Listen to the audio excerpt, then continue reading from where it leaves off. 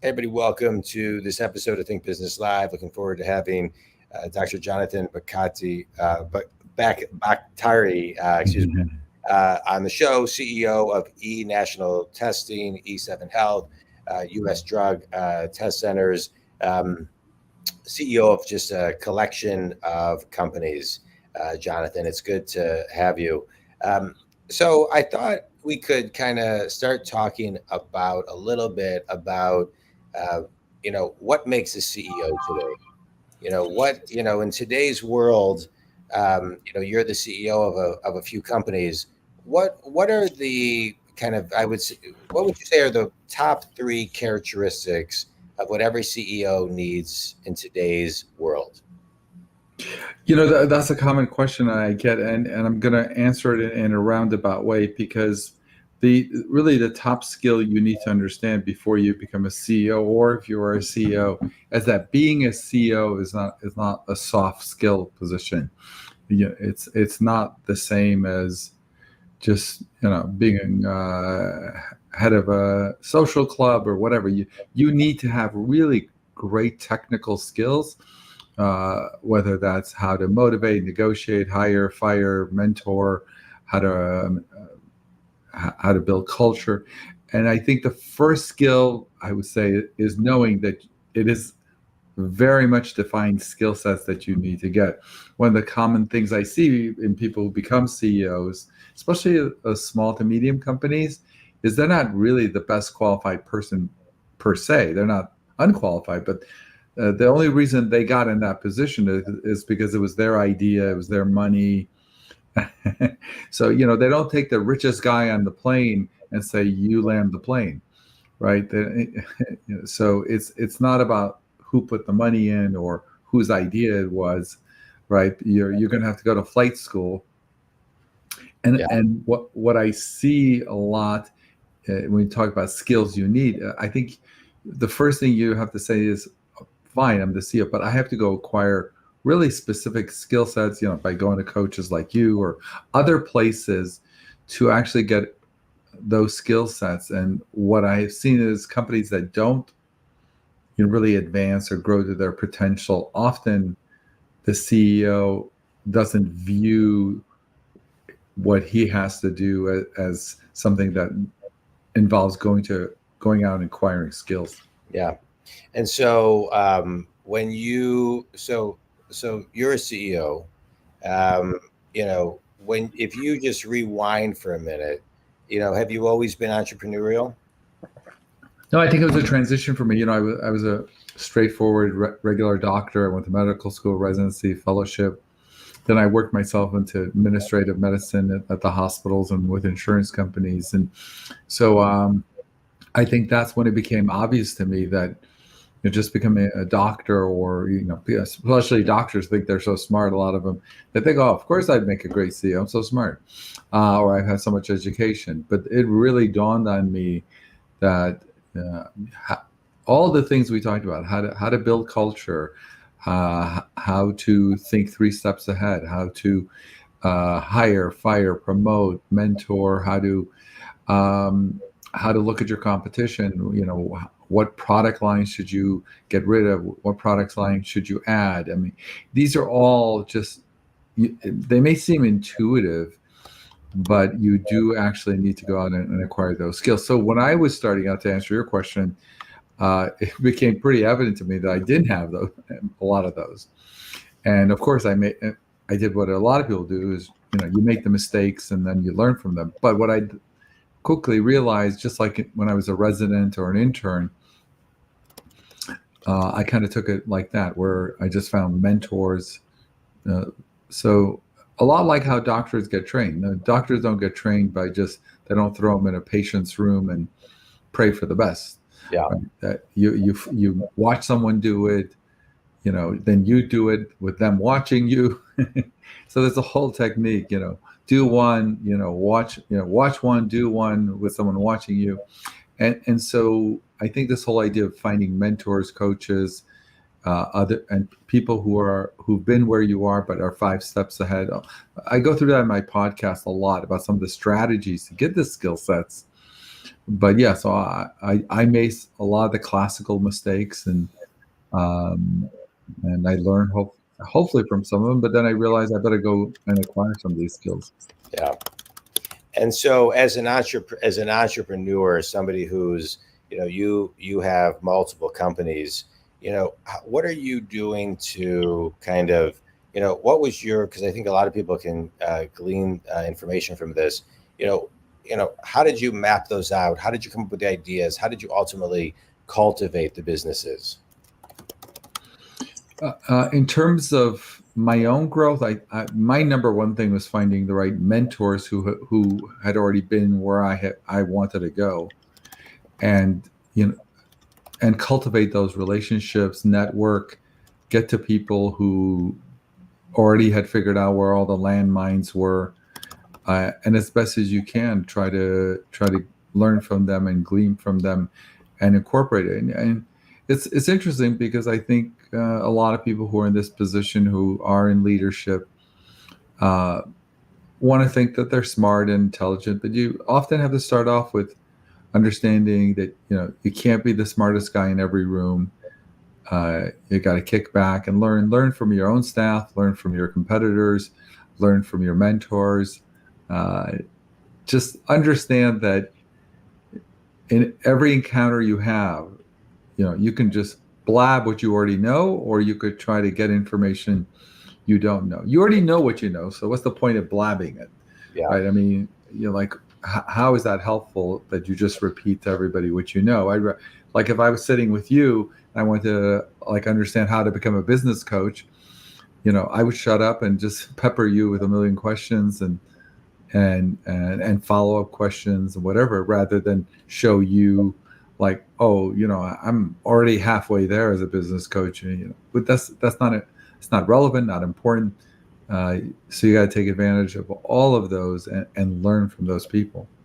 Thanks for that. And one of the things that I see as a business coach today in a lot of the companies that I work with, solopreneurs to Fortune companies, are, there is, retention today is very, very difficult, right? You recruit, you train, and then you hopefully retain.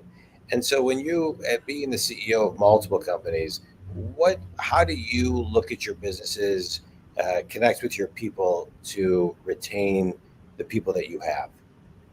Right. So that's a great topic, employee retention, staff retention. To retain people, first of all, you have to hire right. So if you're trying to get someone to be all in your company and give you that extra thing where they're like an owner, did you hire correctly? So you if you're trying to retain people who are just clocking in and clocking out, and you're trying to motivate them and build culture, so first you got to hire correctly. But let's say you get past that, where you've hired correctly, then you have to enroll them into your vision. For example, I think this goes to your question. Let's say you hire a head of your marketing department, right? Yeah. And you hire them, you interview them, it goes really well. And then you go, well, there's your office down the block or down the hall, whatever. And then a month later, you check in with them at a meeting.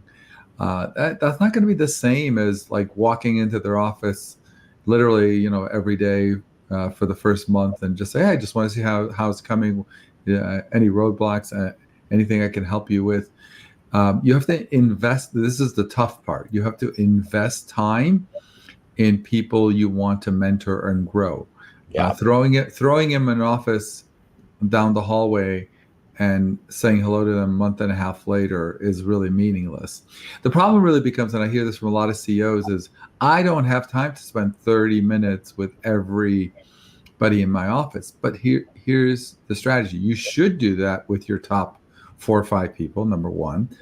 And then you need to train them for them to do that with their people that they're leading. So I'm a strong believer in connecting and taking, and I'm using a medical term, but I tell all my senior staff, they have to be on a daily basis taking the temperature of everyone that reports to them. Yeah. I mean, I think that's really well said. It's I see and I work with a lot of companies who are so busy. I actually play a role many times is helping connect people, train people, work with people, coach people. But that is something that I agree with you. There needs to be time made. A lot can be done in a minute and 2 minutes and smaller increments. Nothing. It doesn't always have to be big meetings, but the connection of people. I'm a big believer. People leave managers, not companies, and the more disconnected they feel to the people, the harder you're going to have with retention. Absolutely. Yeah. Yeah. So talk about, a little bit, about your time and your time being spread around. You're CEO of multiple companies, and so, I would imagine, you're faced with that issue too. How much time to allocate here and to whom and how. How do you balance it amongst your companies? Yeah, what I try to do is identify the leaders that are really going to be the senior impactful leaders, and I try to mentor them, spend time with them, and have them pass that strategy to the people underneath them. So I don't think you need to spend a half hour with everybody. Yeah, of course, occasionally whoever needs your time, but on a weekly basis, you should be spending time with what I would call your core leadership group, and then so that's a pretty intense relationship. And then there's a level below that I think you should also be involved. Obviously, depending on how big your organization is, you're not going to be able to meet with everybody. If you have 1,000 employees, you're not going to be able to meet with all of them. But you could potentially talk, meet, interact with the people who touch the majority of those people, and have them have the same philosophy. It's interesting because these meetings are not necessarily even for employee retention. I hear some of the most, amazing things that I would have never understood about what our clients are thinking or the way the market is going. It's very common that I'll walk into someone's office just saying hello, and then they just drop a bombshell on me and say, "Do you realize, I had 5-6 talks with clients last week, and they're saying they're really happy with this thing that we're doing and they want more of it, or they wish there was some more of this." And so it's that inside baseball information that they're not going to type up that report and send it to you. It's when you let them metaphorically have their hair down that you get amazing information, which is invaluable. Stuff that just doesn't naturally come up to the C-suite. You can often get by having those. So it's a two-way thing where you're mentoring them and building employee retention or whatever. But I think you're getting intel in ways that you can't dream of. Yeah, well said. I agree. All right, so let's talk about you. Your businesses revolve a lot around preventative health and wellness.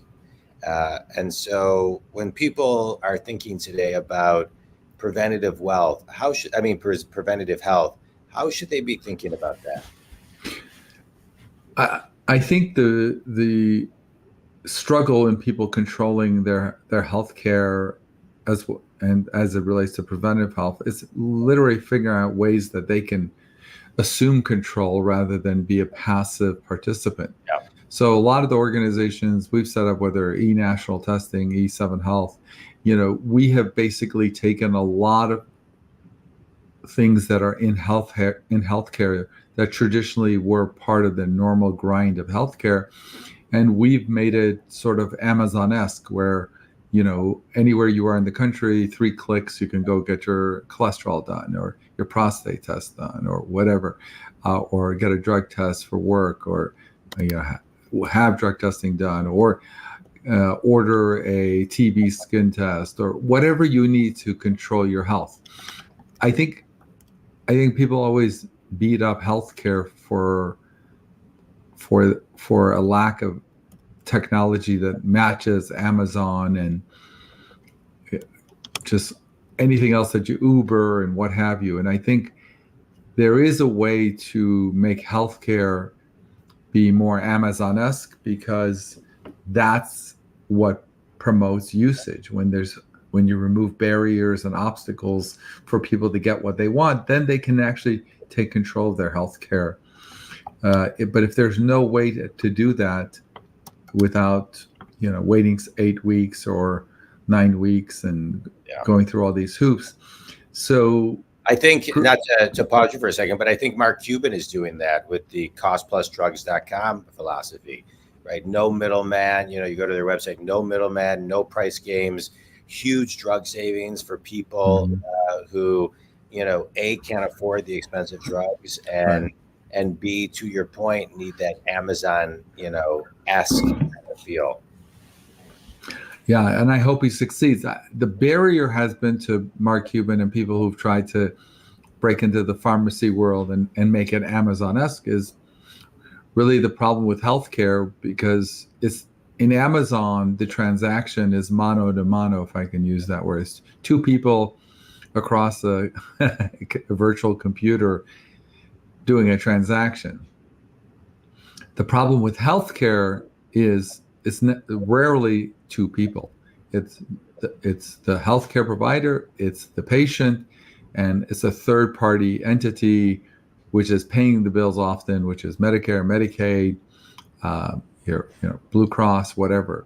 And that, I think, has been what has prevented healthcare technology to be as better than Amazon, because healthcare has tons of money.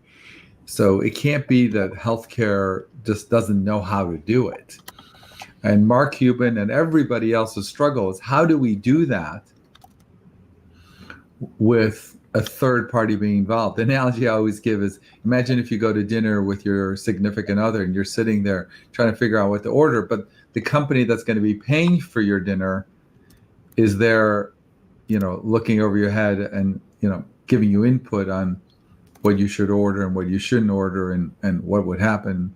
So it artificially disrupts this normal transaction between two parties.